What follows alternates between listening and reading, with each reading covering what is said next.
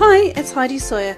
I had an amazing opportunity to spend some evening sessions with a group of extremely motivated, intuitive, sensitive people. These are people who are driven to understand the deeper meaning and purpose of their life. During these sessions, I took them along a 7-step proven path that I have walked myself and helped many others do the same.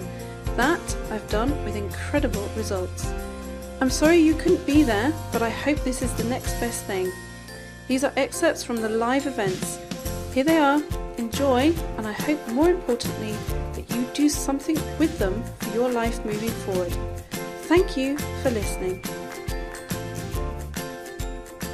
This is your journey as an intuitive sensitive to mind management, okay? And the fact is that your intuitive process will grow over the next few years, okay? If it's strong now, if you think a few years forward, it's going to be probably twice as strong as what it is at present. If you think yourself as not particularly intuitive right now, you will find over the next few years your skills in that area will develop in a stronger manner. And there is a reason for that. The reason is that life is speeding up. And there isn't enough time anymore for things to be processed in a slow, logical fashion. It's having to speed up because our society has speeded up. Okay, does that make sense? Now, intuitive sensitives, which is what you are, otherwise you wouldn't be giving up your Thursday evening. Your process is, in life generally, is that you work to around about 5 years ahead of everybody else. Okay, so how you are, how you were feeling 5 years ago is generally how most people feel right now. Okay, so if you think back 5 years, it's most likely that you didn't cope with things as well as you cope with them now. That things now affect you for a much shorter period of time than they used to. You get over things in a quicker way. You're more perceptive and you're more naturally wise. But you take it as a kind of everyday thing rather than something special. Okay, does that make sense? Think back 5 years, you would probably see yourself as either gripped by an element of fear that you couldn't move on from, or that you had an ongoing kind of pattern type scenario that pestered you for a long period of time that you found difficult to come out of. Or it was the beginning of your own opening process, which is perhaps something happened in your life that you could, upon reflection, see it as a turning point, but maybe at the time it was a crisis. Okay, who does that make sense for? Okay. So if you can imagine, that's where everybody else is right now. So it's a little bit of a mess. Whereas you are ahead of that and you're beginning to see that things don't have to bother you for quite such an extended period of time, that you have developed more faith. And it's not in something else, it's in yourself. And you have built tools over that period of time, which gives you more things to utilize, but also something to touch into when you need it. So if you fast forward 5 years, everybody else will be at a level that you're at now. The intuition, consciousness existing outside of the brain will become more of a norm or a normal line of acceptance, and you will find that people want to really develop that instinctual part of themselves, because they will see it as most certainly an advantage in the workplace. Okay? Because those people who perceive themselves as intuitive will accelerate their own path forward in comparison to everybody else, because the logical process is too slow. The linear logical process is too slow for how things are now. Now, part of that movement through is, to a certain degree, and all intuitive sensitives go through this at some stage, it's an anxiety or a kind of sense of inner crisis. Okay? Now, there's a reason for that, and the reason for it is it's the stage at which the personality and the soul are colliding. Okay? And when they're colliding, the personality panics because it thinks its existence at some level or another is going to be wiped out. So that's the ego self. It's the everyday self that says, "Oh, be frightened of this. Don't do that. This might be dangerous," because its role is to protect your physical. So this thing that you wander around in. The soul's urge is infinite. It's not bothered by detail. It looks at the wider perspective. Okay, so for many of you, you're much more interested in the wider perspective than the minute detail. And probably when people come up, let's say in a work environment, they're going into minute detail, you are somewhere else. Okay? Or you're not interested in the tiny parts of it, you're interested in the whole perspective. Okay? Does that make sense? Now, the need and the desire for the whole perspective is going to keep increasing. If you look at many of the children now, they've got the attention span of a gnat, which is they've got multiple things to utilize at any one time. Normally, a computer in one hand, an iPad in another hand, and an iPhone in the other hand, whilst listening to music. It's a way of doing things that wasn't our way of doing things. But as an intuitive sensitive, through your journey, and especially the mind management part of your journey, this is the journey back to your own sense of self and your own internal confidence, so that you are feeling comfortable within yourself to lead that process forward. By 2020, I think it's 2020, the World Health Organization's number one issue is not heart disease, it's not the latest disease that's popped up and disappears. The number one issue across the world is mental health by 2020 rather. Anxiety and mental health scenarios will be the world's number one concern. Why? Because we're entering a stage in life that we've never come into before. We're being asked to process things at speeds that our psyche is not used to. Okay, and we're being asked to process change at a speed that we're not used to. Does that make sense?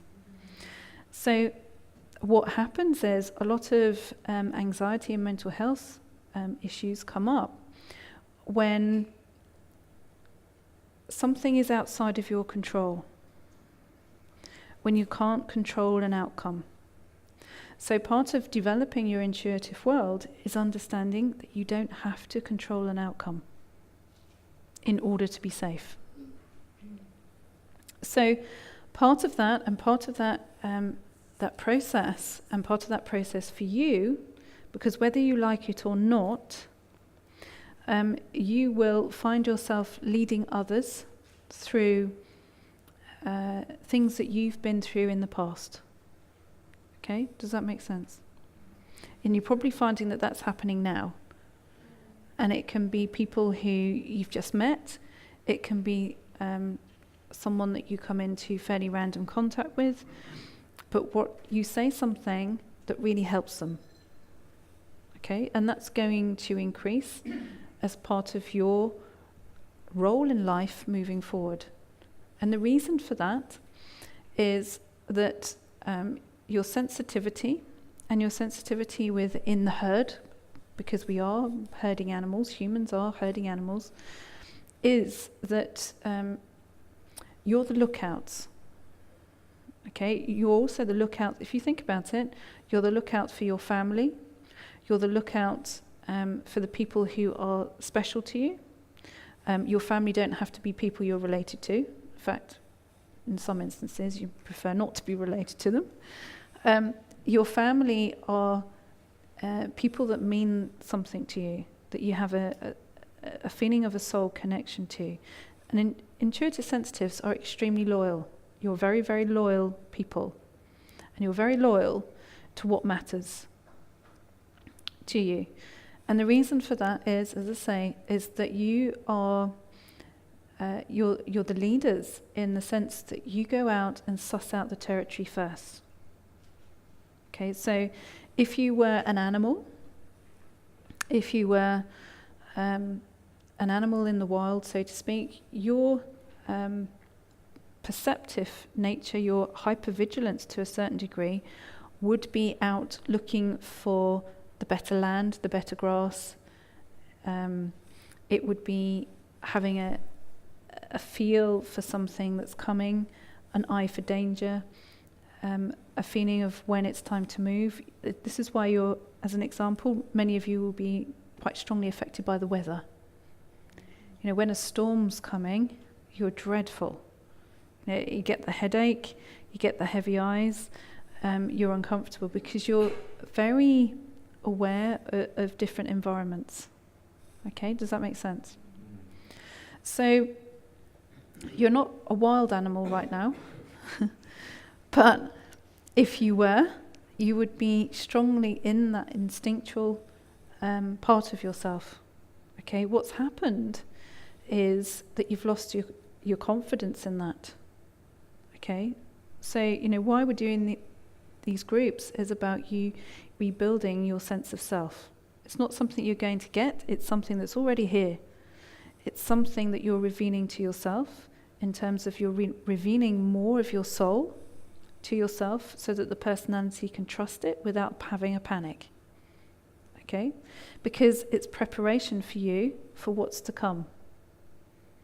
Because believe me, in the next few years, there will be an awful lot of panic. And there will be more things that happen in the external world that trigger panic that is outside of our physical control. We're seeing that now. We're seeing that, you know, it's all over the news, it's everywhere about how we're all meant to be panicking over the next disease that's sprung up and seems to be spreading like wildfire. Okay, does that make sense? It's all about the things that we can't change. It's all about the things that we can't control. Okay, does that make sense? So this is why mind management and understanding its role within your process moving forward is crucial. And part of the reason for that as well is, and you'll see it, and this is what's happening, you'll see that meditation and mindfulness is becoming mainstream. Now, if you again look back 5 years, when you were into more mindful ways of doing things and meditation, everyone took the mickey out of you. They don't now. It's being used in many different forms. They're using it as a way of dealing with stress in every environment you can think of. Okay, and it's only the beginning stage of it. Why? It's because it's something that we've known for forever, that it bypasses meditation, bypasses the limbic response, reaction rather, and places you in the ability to respond rather than react. Okay, does that make sense? So rather than it trigger a nervous system reaction, you are in charge of your own body's response. Okay, now meditation doesn't have to be for a few hours a day. It is a form of kind of contemplation or noticing how you feel. Okay, that's probably a better way of putting it, is meditation is noticing how you feel, basically. So that the head and the body are no longer separate. Your intuition builds the moment that you accept fear, rather than spend your life trying to skirt around fear, is that you accept it and you move through it. Within how I look at things as far as the tree of life is concerned, Darth is fear. Okay, Darth is the world of the unexpected. It's what takes you by surprise, but it takes you to your deepest lessons. Okay, as far as the tree of life is concerned, it's more associated with the top of the tree, which is more about energy, than the bottom of the tree, which is about the physical world. So at some stage or another within your development cycle, you have to go through fear. Mind management allows that stage to be less painful than it could be. Okay? So, I've put this in because I like this. Never be ashamed of a scar. It simply means you are stronger than whatever tried to hurt you. People try desperately in life to hide their scars, to obscure from view what they think that another person might find offensive about them. And that becomes such a focus that a person will lose sight of themselves. Okay? You know plenty of people who do that. You may have been one who used to do it, but you've got bored with that now. It's too much effort. Okay, does that make sense? You are who you are, and that's becoming a stronger thing in your life, that life and people, etc., have to accept you as you are, or you're beginning to get into that stage where you're not bothering unless you can just be who you are. It's too much effort now to be anything other than that, and it's too much of a drain on your body to make that effort. And those of you who've gone through chronic fatigue, as an example, will know that you've given up on trying to present to the external world something different to who you are. Okay, who's gone through chronic fatigue? Okay, and I would say that that's probably, would you say that's true? So this is the dream in a world, okay, that it's calm, that doesn't send you into panic when you're faced with confrontation. Who goes into panic when you're faced with confrontation? I bet you do. It's kind of, how do I have to process this? You won't go into panic if it's something that's really important to you. Because something that is important to you that you feel is an indication of your authentic self, something that you're protecting, you'll fight to the death. Okay? But other than that, confrontation is not your ideal scenario. Your dream inner world doesn't assume the worst. Okay? Lots of you will still be caught in the assuming the worst scenario. It's quite often quite helpful to assume the worst, because then whatever you get, it can only be positive. Your dream inner world has a feeling of sustained, enlightened peace. Okay, you've all experienced that at some stage, even if it was for a brief moment. You have experienced an internal enlightened peace. Okay, and that's what you're wanting to return to. Does that make sense? Yeah? Is it unrealistic? No, I'd say absolutely it's not unrealistic. Shame is the energy that gets in the way. Okay, there is, everybody carries an element of shame. And whether that is your own shame or it is an inherited shame that has passed through several generations, there will be a vibration of shame somewhere along your path that your soul and your personality are trying to work-ish together in order to heal. Okay, does that make sense?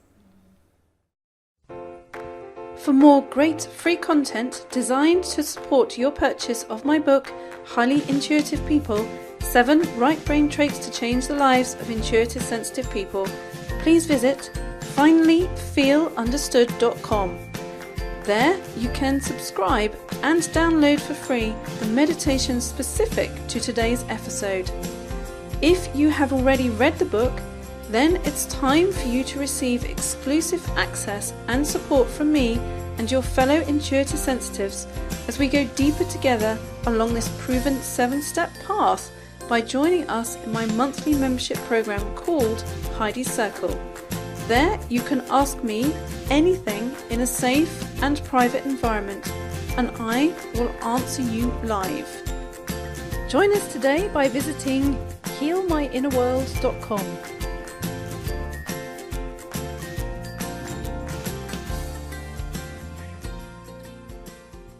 The fact is that your intuitive process will grow over the next few years, okay? If it's strong now, if you think a few years forward, it's going to be probably twice as strong as what it is at present. If you think yourself as not particularly intuitive right now, you will find over the next few years your skills in that area will develop in a strong.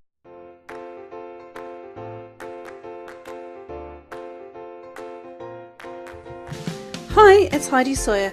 I had an amazing opportunity to spend some evening sessions with a group of extremely motivated, intuitive, sensitive people. These are people who are driven to understand the deeper meaning and purpose of their life. During these sessions, I took them along a 7-step proven path that I have walked myself and helped many others do the same. That I've done. Giving up your Thursday evening. Your process is, in life generally, is that you work to around about 5 years ahead of everybody else. Okay, so how you are, how you were feeling 5 years ago is generally how most people feel right now. With incredible results. I'm sorry you couldn't be there, but I hope this is the next best thing.